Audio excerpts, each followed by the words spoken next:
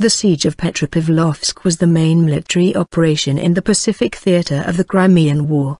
The Russian casualties are estimated at 100 soldiers. The Allies lost 5 times as many in the China and Japan seas. At the beginning of the war, Russian Rear-Admiral Yevfimy Putyatin had under his orders the Pallada, 52 guns, Aurora, 44, and Dvina, 12. The British force on the station was under Rear-Admiral David Price, newly promoted after serving as post captain for 39 years, and the French under Rear-Admiral Auguste Febvrier-Despointes. In total, the Allied fleet had 9 ships and over 200 cannons. Putyatin was, of course, helpless at sea against such a force, and therefore he sent the Pallada far up the river Amur, and put her crew to work in reinforcing the weak garrisons along the river's banks. The Aurora and Dvina took refuge in Petropavlovsk, a post against which it was foreseen that the Allies would probably attempt operations. Price and Febvrier-Despointes,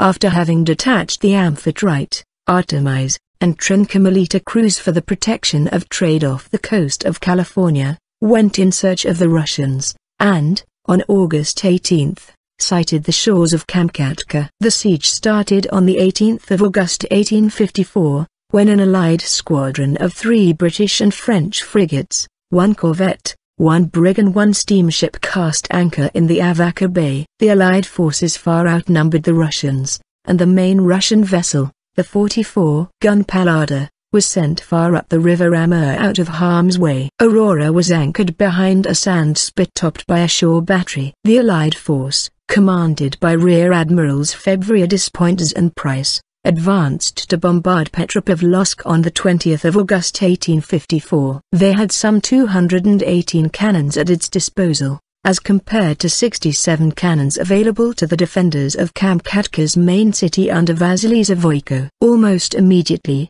Price went below decks and shot himself, either on purpose or by accident. The Allies withdrew, but returned to resume the bombardment the next day, 22 August, with Captain Nicholson of HMS Peak in temporary command.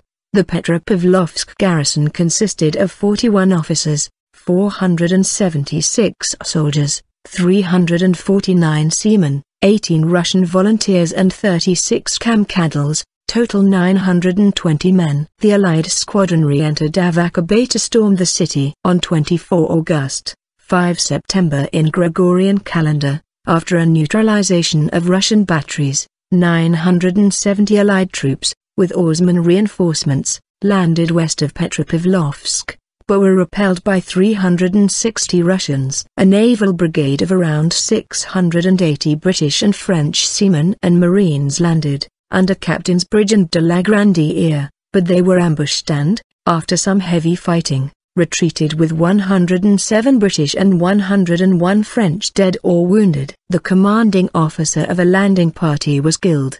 The Russians captured a British flag, 7 officers' swords and a quantity of firearms, swords, and bayonets. The Allies withdrew, although President and Virago managed to capture the Russian Artémise, a small schooner, and the 10-gun transport Sitkan on the 28th of September 1854. The Allies left Petropavlovsk to the Russians until April 1855, when Nikolai Muravyov, aware of the insufficiency of troops and weapons to repel another attack on the city, had the Petropavlovsk garrison evacuated under the cover of snow. The Allied fleet retreated to the colony of Vancouver Island, where Esquimalt Harbor was used for repairs, an event which led to a strong British presence there and led to investment in a graving dock at that location, which has since evolved into CFB Esquimalt.